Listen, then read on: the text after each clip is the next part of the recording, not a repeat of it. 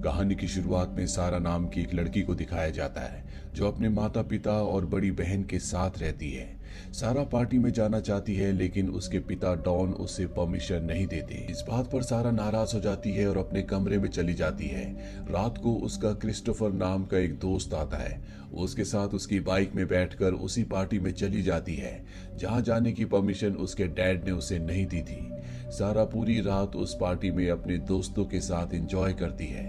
अगली सुबह जब वो घर आती है तो वहां पर उसकी मॉम और उसकी बड़ी सिस्टर उसके पास आती है। तीनों की तीनों आपस में बातें करते हैं। सारा बताती है कि वो 3 महीने बाद 18 साल की होने वाली है और एक बार वो 18 साल की हो गई उसके बाद वो अपने दोस्त के पास चली जाएगी। सारा के पिता ये बात सुन लेते हैं। अब लगभग पूरे 3 महीने बीत चुके हैं। एक दिन जब सारा और उसके पिता घर पर अकेले होते हैं तभी सारा के पिता सारा से कहते हैं कि मुझे तुम्हारी मदद की जरूरत है, मुझे नीचे बेसमेंट में कुछ सामान रखना है। सारा अपने पिता की मदद करती है और जब ये सामान लेकर नीचे बेसमेंट में पहुंच जाते हैं तो वहां पर सारा के पिता एक सीक्रेट दरवाजे को खोलते हैं जिसके बारे में सारा को कुछ नहीं पता होता। ये देखकर वो हैरान हो जाती है। अब सारा के पिता और सारा उस कमरे के अंदर जाते हैं और तभी सारा के पिता मौका देखकर उस खुफिया कमरे का दरवाजा लॉक कर देते हैं। सारा अब अंदर लॉक्ड हो चुकी है। वो बहुत चीखती है, बहुत चिल्लाती है, लेकिन उसके पिता दरवाजा नहीं खोलते और वहां से ऊपर आ जाते हैं। इस दरवाजे को खोलने का एक सीक्रेट कोड है और जब सारा उल्टे सीधे नंबर्स दबाती है तो यहाँ की लाइट चली जाती है। सारा को कुछ भी समझ में नहीं आता कि उसके साथ क्या हो रहा है। वो जोर जोर से चिल्लाना शुरू कर देती है और उसकी आवाज ऊपर उसके पिता तक आ रही होती है क्योंकि यहाँ पर इस कमरे के अंदर जो वेंटिलेशन है वही एक रास्ता होता है जिससे आवाज बाहर आ रही होती है। इसीलिए उसके पिता वेंटिलेशन को भी बंद कर देते हैं ताकि सारा की आवाज उस खुफिया कमरे से बाहर ना आए। सारा उस बॉक्स को चेक करती है जो अपने पिता के साथ वो इस खुफिया कमरे में लेकर आई थी। वो देखती है कि उसके अंदर उसका सामान होता है। वहीं सारा की मॉम और बड़ी बहन जब घर आती और बहुत देर तक सारा वापस नहीं आती तो वो उसके लिए परेशान हो जाती हैं।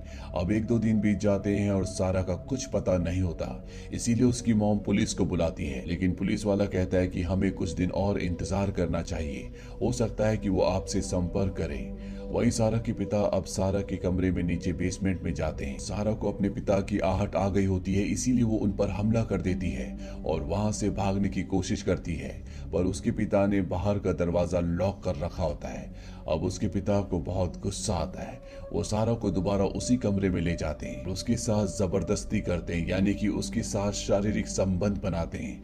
इस बात से सारा को बहुत दुख होता है। उसे समझ में नहीं आता कि उसके पिता उसके साथ ऐसा क्यों कर रहे हैं। सारा को आज बेसमेंट में पूरे 21 दिन हो चुके हैं। आज उसका जन्मदिन है। उसके पिता उसके लिए केक लाते हैं। वो सारा को जैसा जैसा कहते हैं सारा वैसे ही करती है क्योंकि उसके पिता ने उससे वादा किया था कि अगर वो उनकी सारी बात मानेगी तो उसे इस जगह से निकाल दिया जाएगा। यहाँ पर उसके पिता एक बार फिर से उसके साथ जबरदस्ती करते हैं। वहीं सारा की मॉम और उसकी बहन सारा के लिए बहुत परेशान है, लेकिन सारा के पिता कहते हैं कि सारा ने खुद ही कहा था कि वो 18 साल की होने के बाद घर छोड़कर चली जाएगी। लेकिन सारा की मॉम को अंदर से पता है कि सारा कहीं ना कहीं फंस चुकी है। वो जानती है कि सारा सिर्फ ऐसा कहती थी, वो कभी ऐसा नहीं करना चाहती थी। कुछ दिनों के बाद सारा के पिता यहाँ पर उसके लिए एक घड़ी और एक टीवी लेकर आते हैं क्योंकि सारा ने इस चीज की डिमांड की होती है। वहीं उसके पास एक फूड केन होता है जिसके ढक्कन से वो एक हथियार बनाती है ताकि वो अपने पिता को इससे मार सके। उसके पिता जब दरवाजे की दूसरी तरफ होते हैं तो वो उन्हें अपने पास आने के लिए कहती है। इस बात पर उसके पिता को शक हो जाता है कि सारा कुछ न कुछ गड़बड़ करने वाली है और जैसे वो उसके पास आते हैं सारा उनके ऊपर हमला करती है, लेकिन वो इस हमले को पहले ही भांप चुका था, इसीलिए वो बच जाता है और इसके बाद वो सारा को बहुत बेरहमी से मारता है। वहीं सारा का दोस्त क्रिस्टोफर जिसके साथ वो पार्टी में गई थी वो सारा के घर पर आता और उसके पिता से पूछता है कि सारा कहाँ है, लेकिन वो साफ साफ मना कर देते हैं कि मुझे इस बारे में कुछ नहीं पता। धीरे धीरे वक्त बीतता है और सारा को आज बेसमेंट में पूरा 1 साल बीत चुका है।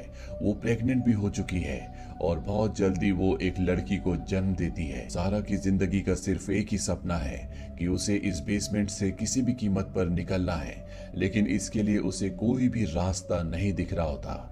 वक्त की रफ्तार धीरे धीरे बढ़ती चली जाती है और आज सारा को यहाँ पर पूरे 4 साल हो चुके हैं और एक बार फिर से वो प्रेग्नेंट हो चुकी है।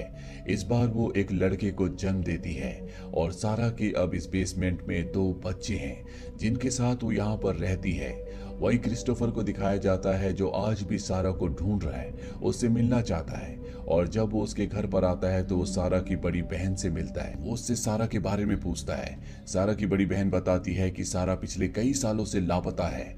क्रिस्टोफर कहता है कि जब मैं पिछली बार आया था और तुम्हारे पिता से मिला था, तुम्हारे पिता ने मुझे कहा था कि सारा किसी लड़के के साथ भाग गई है, जबकि ऐसा कुछ भी साबित नहीं हुआ होता। इस बात से सारा की बड़ी बहन को अपने पिता पर शक होता है। वो कहती है कि शायद मेरे पिता ने कहीं उसे छुपा दिया है, इसीलिए कभी भी वो उसे ढूंढने में दिलचस्पी नहीं लेते। वहीं सारा की मॉम किसी भी कीमत पर अपनी बेटी को ढूंढना चाहती है, जिसके लिए वो एक प्राइवेट डिटेक्टिव को भी हायर करना चाहती है, लेकिन सारा का पिता जो कि एक दुष्ट इंसान है, वो ऐसा नहीं चाहता। सारा की मॉम और उसके पिता के बीच में लड़ाई होती है। सारा की मॉम नाराज होकर चली जाती है और सारा का पिता भी उसके पीछे जाता है। सारा की बहन भी यहीं पर होती है और वो देखती है कि उसके पिता की जेब से कुछ चाबियां गिर गई है और ये चाबियां उसी दरवाजे की है जो बेसमेंट में है, जिसके पीछे सारा है। सारा की बहन चाबियां उठाकर नीचे बेसमेंट में जाती है जहां पर बहुत सारा सामान होता है। सारा की बड़ी बहन ये सब कुछ चेक कर ही रही होती है कि तभी उसका पिता यहाँ पर आ जाता है, इसीलिए उसे यहाँ से जाना लेकिन पड़ता उसके है। पिता वहीं सारा तीसरी बार भी प्रेग्नेंट हो जाती है और एक बार फिर से वो एक लड़के को जन्म देती है। लड़के को जन्म देने के बाद वो डॉन से यानी कि अपने पिता से कहती है, मैं नहीं चाहती कि वो यहाँ अंधेरे में बड़ा हो, मैं चाहती हूँ कि तुम इसे बाहर ले जाओ, तुम इसे मेरी मॉम को दे देना, वो इन्हें पाल लेंगी। उसके पिता को यहाँ पर एक आइडिया आता है। वो बच्चे को बाहर ले जाता है और अपने दरवाजे के बाहर रख देता है। दरअसल उसने सारा से एक नोट लिखवाया होता है जिसमें सारा ने लिखा होता है कि ये मेरा बच्चा है, मेरी फाइनेंशियल कंडीशन बहुत अच्छी नहीं है, इसीलिए मैं इस बच्चे को पालने में सक्षम नहीं हूँ। मॉम, आप इस बच्चे को अडॉप्ट कर लेना, आप इसे पाल लेना। सारा की मॉम जब वो नोट देखती है तो बच्चे को अपने गले से लगा लेती है। वो फैसला करती है कि वही इस बच्चे को पालेगी, लेकिन बच्चे के नीचे एक और नोट होता है जो सारा ने अपनी मॉम के लिए लिखा होता है और उस पर लिखा होता है कि डैड ने मुझे किडनैप करके नीचे बेसमेंट में रखा हुआ है। सारा की किस्मत अच्छी नहीं होती, इसीलिए इस नोट को उसकी मॉम नहीं देखती, पर उसके पिता को ये नोट मिल जाता है जिससे उसे बहुत गुस्सा आता है। वो नीचे बेसमेंट में जाता है और एक बार फिर से अपनी बेटी यानी कि सारा के साथ जबरदस्ती करता है। वक्त बीतता रहता है और आज सारा को इस बेसमेंट में पूरे 14 साल बीत चुके हैं। उसके बच्चे बड़े हो चुके हैं। उसकी जो बड़ी बेटी है अब वो जवान दिखना शुरू हो गई है और सारा का पिता जो कि एक हैवान है, अब उसकी गंदी नजर सारा की बड़ी बेटी पर है। सारा इस बात को भांप जाती है और वो किसी भी कीमत पर इस बेसमेंट से निकलना चाहती है। एक दिन सारा जब अपने दोनों बच्चों के साथ बैठी होती है तभी ऊपर से पानी टपकता है। वो देखती है कि छत से पानी नीचे टपक रहा है। सारा को आइडिया आता है, वो समझ जाती है कि वो जगह कच्ची है। वो वहां पर छेद करना शुरू कर देती है और जल्दी वहां पर छेद हो जाता है और जब रात होती है तो वो उस छेद से लाइट चमकाना शुरू कर देती है। बाहर एक आदमी देखता है कि नीचे बेसमेंट से कोई लाइट ब्लिंक कर रहा है। वो घर का दरवाजा नॉक करता है, पर सारा की किस्मत एक बार फिर से उसका साथ नहीं देती क्योंकि उसी का पिता घर के बाहर आता है। वो आदमी उसके पिता को बताता है कि तुम्हारे बेसमेंट से कोई लाइट को ब्लिंक कर रहा है। इस बात पर उसे बहुत गुस्सा आता है। वो बेसमेंट में जाता है और सारा को बहुत बुरी तरह से मारता है। दरअसल सारा प्रेग्नेंट थी और पिटाई की वजह से उसका मिसकैरेज हो जाता है।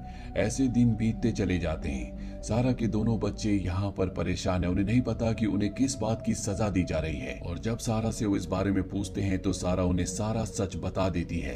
वो कहती है कि जिस आदमी ने हमें यहाँ पर कैद किया है वो और कोई नहीं बल्कि मेरा पिता है। तुम उसी के बच्चे हो और मैं किसी भी कीमत पर तुम्हें उससे बचाना चाहती हूँ। ये सुनकर सारा के दोनों बच्चे यहाँ पर बुरी तरह से डर जाते हैं और जब ये बात सारा के पिता को पता चलती है कि सारा ने बच्चों को सारा सच बता दिया है तो उसे बहुत गुस्सा आता है। है और सारा को वो एक बार फिर से बहुत बुरी तरह से मारता है। सारा की हालत बहुत ज्यादा खराब हो चुकी है।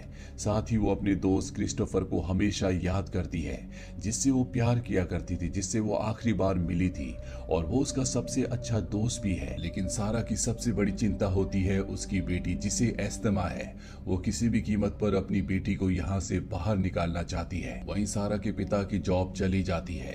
धीरे धीरे उनके सारे फंड्स भी खत्म हो जाते हैं। उनके ऊपर बैंक का भी लोन होता है, इसीलिए अब उन्हें इस घर को खाली करना होगा। और वो जानता है कि अगर ऐसा हुआ तो उसका सारा काला सच दुनिया के सामने आ जाएगा, क्योंकि जो भी नई फैमिली इस घर पर रहने के लिए आएगी वो सारा और उसके बच्चों को आज नहीं तो कल ढूंढ ही लेगी। और वो तय करता है कि वो सारा को और उसके बच्चों को बेसमेंट में मार देगा।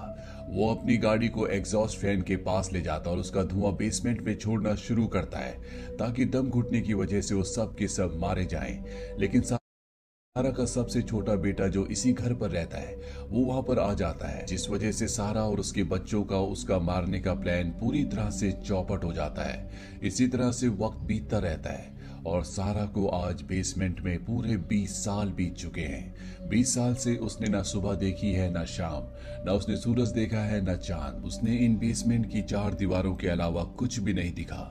अब एक दिन सारा की बेटी को अस्थमा का अटैक आ जाता है। उसकी हालत बहुत ज्यादा खराब हो जाती है। सारा का पिता भी यहाँ पर आ जाता है। सारा उससे कहती कि मुझे अपनी बेटी को हॉस्पिटल ले जाना है, लेकिन वो इस फेवर में नहीं होता। वो कहता है मैं तुम्हें कभी भी यहाँ से बाहर जाने की इजाजत नहीं दूंगा। पर जब सारा की बेटी बेहोश होने लगती है तो डॉन उसे कहता है कि तुम और तुम्हारी बेटी मेरे साथ हॉस्पिटल चल सकती हो, तुम्हारा बेटा यहीं पर रहेगा। सारा अपनी बेटी को उठाकर बेसमेंट से बाहर आती है और आज उसने कई सालों के बाद अपने घर को देखा है। उसने बाहर की दुनिया को देखा है। सारा अपनी बेटी को लेकर हॉस्पिटल पहुंच जाती है, जहां पर उसके सामने एक डॉक्टर आती है और वो सारा से कहती है कि तुम्हें इस फॉर्म को फिल करना होगा। सारा जानबूझकर फॉर्म के ऊपर पानी गिरा देती है और जब सारा का पिता दूसरा फॉर्म लेने के लिए जाता है तो सारा लड़खड़ाती हुई डॉक्टर तक पहुंच जाती है, उसके गले से लग जाती है और कहती है कि मुझे बचा लो। ठीक उसी वक्त सारा का पिता भी पीछे आ जाता है। वहां पर एक पुलिस इंस्पेक्टर भी होता है और इससे पहले कि उसका पिता वहां से भागता वो उसे पकड़ लेता है, जिसके बाद डॉन को ना चाहते हुए भी अपना सारा सच बताना पड़ता है। इसके बाद सारा के बेटे को भी बेसमेंट से निकाल लिया जाता है। इन सब ने यहाँ पर 24 साल गुजारे हैं। 24 सालों के बाद जब सारा की मॉम और उसकी बड़ी बहन सारा को और उसके बच्चों को देखते हैं तो वो पूरी तरह से स्तब्ध हो जाते हैं। उन्हें यकीन ही नहीं होता कि उनकी बेटी के साथ इतना बड़ा जुल्म हुआ है, और जुल्म करने वाला और कोई नहीं बल्कि खुद उसका पति यानी कि सारा का पिता है। हालांकि सारा आजाद तो हो चुकी है, लेकिन उसके दिमाग में जो यादें हैं आज भी वो उसके साथ हैं, जिससे निकल पाना इतना आसान नहीं है। यहीं पर क्रिस्टोफर को भी दिखाया जाता है, जो अब भी अनमैरिड होता है। उसने भी शादी नहीं की होती और सारा ज्यादा से ज्यादा उसके साथ टाइम स्पेंड करती है। ये एक सच्ची घटना थी जिसमें सारा को सन 1984 में बेसमेंट में उसके पिता ने कैद कर दिया था और उसे आजादी मिली थी सन 2008 में। इस घटना से पूरी दुनिया शॉक्ड हो गई थी और ये सोचने पर मजबूर हो गई थी कि एक पिता जिस पर बेटी सबसे ज्यादा भरोसा करती है, जिसे वो अपना रक्षक समझती है, वो उसका भक्षक कैसे बन सकता है। तो ये थी एक सच्ची कहानी the girl in the basement की।